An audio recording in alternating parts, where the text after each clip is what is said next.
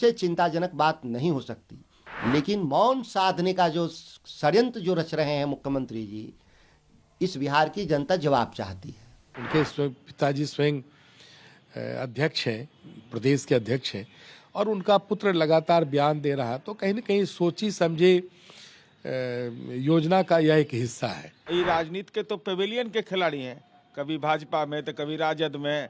तो पेविलियन के खिलाड़ी जो नोटिस प्राप्त है, आज हम सरकार में हैं या इससे कुछ दिन पहले हम विपक्ष में थे, हम तो मंडी कानून को लेकर के और बिहार में मल्टीपल एजेंसी खरीद में जो मिनिमम सपोर्ट प्राइस पे किसानों के लिए हम इस लड़ाई को लड़ रहे हैं और मांग है।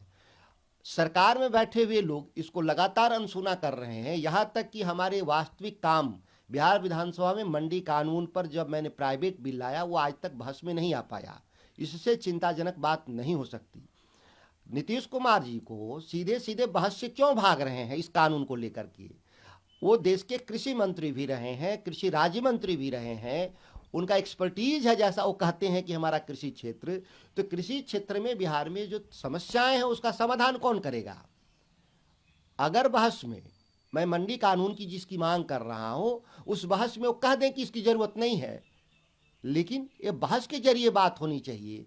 लेकिन मौन साधने का जो षड्यंत्र जो रच रहे हैं मुख्यमंत्री जी, इस बिहार की जनता जवाब चाहती है। देखिए, श्री सुधाकर सिंह ने जिस प्रकार से अपनी बातों को रखा है, अपने तार्किक ढंग से रखा है, तो जनता दल यूनाइटेड के अंदर की स्थिति या महागठबंधन के अंदर की स्थिति पूरे तौर पर स्पष्ट हो रही है।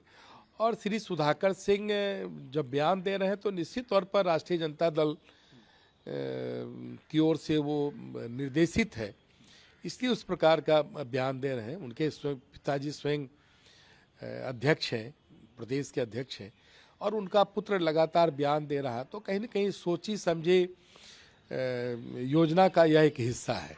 माननीय सुधाकर सिंह जी जेल में किसानों की हकमारी में विशेष दर्जा प्राप्त किया, तो उनको बिहार के विशेष दर्जा की चिंता क्या हो सकती है? और विकास किसको कहते हैं, मैं चुनौती देता हूं माननीय सुधाकर सिंह को कि अपने गांव के विकास का जो पैमाना है, जो आपका मतदान केंद्र में के अगल बगल जो विकास हुआ है, जरा आपको भी राजनीति करने का मौका मिला है। और ये राजनीति के तो पेविलियन के खिलाड़ी हैं, कभी भाजपा में तो कभी राजद में। तो पेविलियन के खिलाड़ी जो नोटिस प्राप्त है, उनको तो पटिए नोटिस कर दिया है संविधान रौंदने का। तो जो संविधान को रौंदने का कलंक जिस पर हो, उसकी वाणी पर कोई टिप्पणी नहीं। पार्टी सर्वोपरि है। मैं समय सीमा के भीतर पार्टी को अपना पक्ष प्रस्तुत कर दूंगा लिखित में। कहीं से क्या आपको लगता है कि कहीं से ये इशारा किया गया है कि इनको नोटिस जारी की गई? सभी को पता है कि महागठबंधन के सहयोगी दल जनता दल यू के दर्जनों प्रवक्ताओं के द्वारा मेरे से इस्तीफा मांगा गया है, निकालने की बात कही गई है। दबाव है कि नहीं पार्टी पर मैं नहीं जानता, लेकिन यह पब्लिक डोमेन में है कि जनता दल यू के दर्जनों प्रवक्ताओं ने मुझे पार्टी से निष्कासन की मांग की थी और मुझे नोटिस मिला है।